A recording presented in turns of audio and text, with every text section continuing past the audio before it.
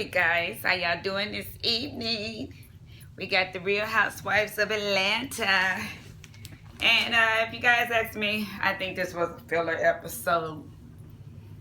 The Million Man March, it was basically based on, and other than that, it really wasn't nothing. When Nene showed up, of course, it was getting ready to go off.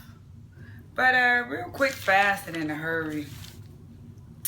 Phony Faye, she kind of scheduled everything for the Million Man March. And when they got to Washington, they were going to meet with the congresswoman and a lot of the congressmen. And then she set up a lot of things that she wanted the girls to do in the lunch-ons and, you know, saving our sons, her project that she's working on. And everything basically was centered off of Phony Faye. Faye set up everything that was supposed to take place during this Million Man March. Everybody showed up except for Cynthia and Candy. They didn't make the trip, but all the other girls were there. And basically, Todd and Candy, they're in the car. They're heading over to the family house to talk about, you know, the old lady gang recipes and naming the restaurant, you know, presenting this idea to the family. They want to name the restaurant the Old Lady Gang, and they want to get a lot of their recipes and to see are they interested in doing, you know, this to help basically Candy out. Ain't Bertha ain't with the shit, you know, all the rest of the sisters and Mama Joyce, everybody is down, but ain't Bertha say shit. And I think she the one who could basically do all the cooking. She says she ain't down with the bullshit. But it sounds like they may convince her into doing it.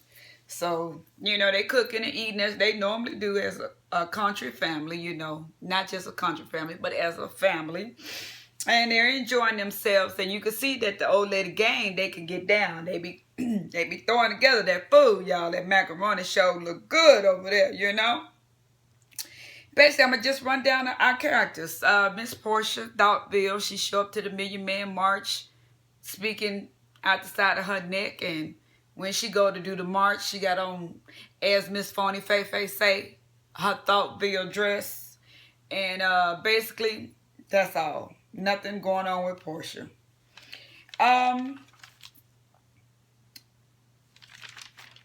Kenya. Y'all, it wasn't a lot. I can't even give y'all a full review because it wasn't that much going on. It was all centered around this Million Man March in Washington, D.C. And basically, Kenya, it goes back to where, you know, the cameras had showed up to the home. And Aunt Lori disappeared. We were at the family reunion in Detroit. And very short, sweet, and simple. I feel sorry for Kenya. I never knew that her mother showed up to family functions and didn't speak to her, didn't talk to her. This woman has just paid this poor child dust. And Aunt Lori and her daughter shows up to have a conversation with Kenya. And Aunt Lori is very kind of rude about it. You know she don't want to have nothing to do with you. Won't you just let it go? I'm like, damn. I kind of feel sorry for Kenya because, like I said, I've never walked in her shoes. I've always had my mother. And she just cried. And you could understand why this woman is so broken. Your mother would show up to family functions and places where you are and wouldn't even acknowledge you, won't talk to you. She just act like she just don't exist. I never knew she was 15, 16, her and the mother and the father when they got pregnant and they wanted Kenya mom to give the baby up. And when the paternal family asked for Kenya, they gave her the baby. And I guess they didn't want to have nothing else to do with this poor child. So, you know, it's just sad once we get into a lot of more details and see what went on. My stance on she should have never showed up with the camera, you know. But, hey, who am I to judge? She need closure. And you know what? I don't think she would ever have closure because every woman, every child, every woman, man, person, human will want to know who their mother was. I mean, a mother's love. I mean, we go through life every day fatherless children, fatherless daughters, fatherless childs. And we function, but there's nothing like a mother's love, And it's just sad, that a woman could carry a child and this child grow inside you for 9 months. I'm a mother. And to feel that child kick, you bond with that baby. My second child, I almost had a miscarriage.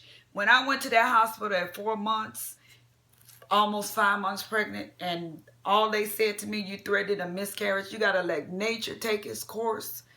That was the worst feeling in the world, feeling that baby grow, kick.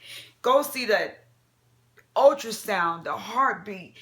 Just being a mother, and having 2 children, and it's just unexplainable. How could a woman be so cold?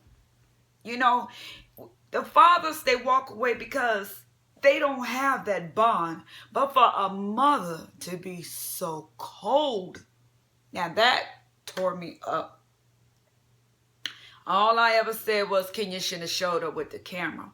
But I do not agree with her mother and her fucked up ass actions.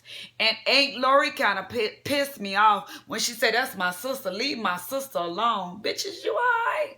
That's that girl motherfucking mama. But you know what, Kenya?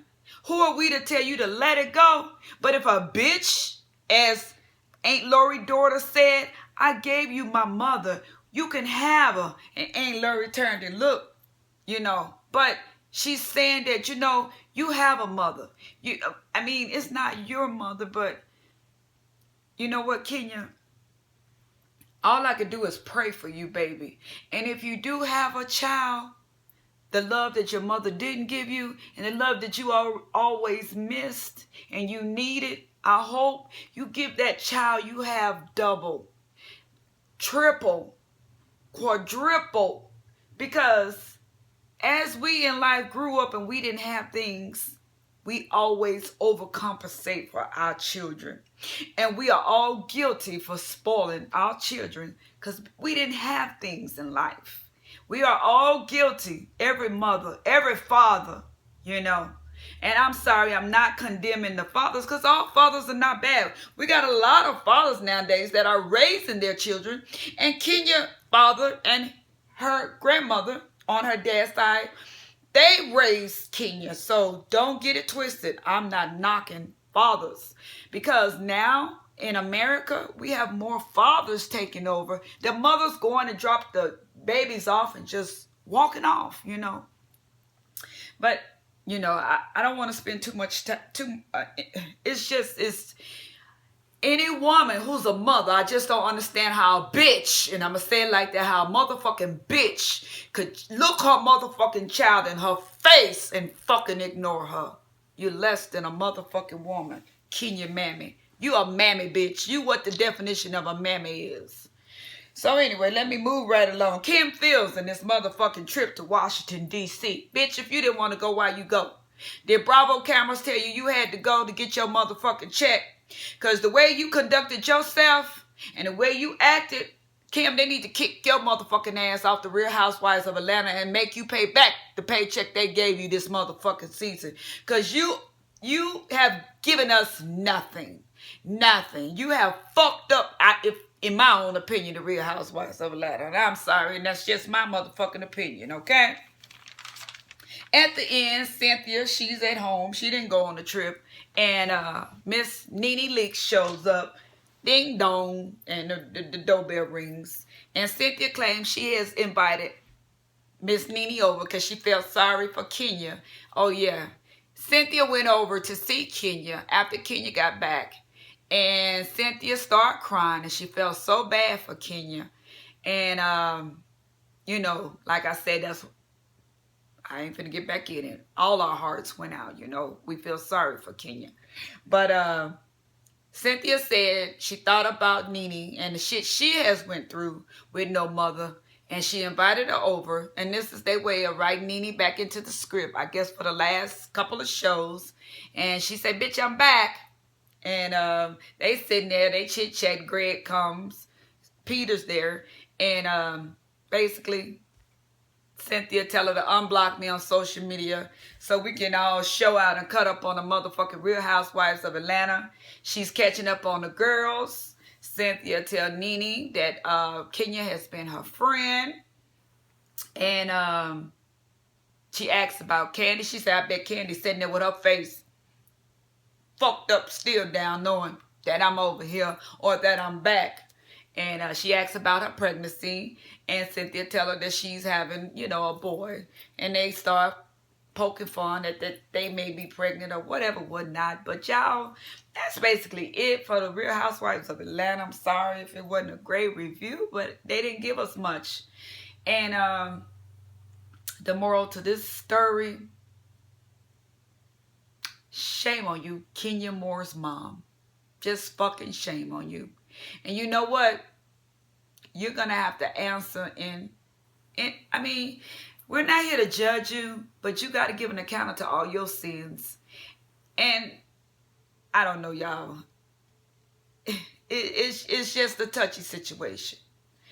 I mean, you know what? Maybe she might have been better off if they would have adopted her out and she didn't have to be around and see a bitch that gave birth to her totally disown her every time she come in her presence. You guys, y'all have a lucky day, and I'll see you guys in the next video. I'm finna check out this Housewives of Potomac, and I'll see if I'm gonna review it or not. If it gives me something, yes. If not, no. And y'all have a lucky day. See you guys in the next video.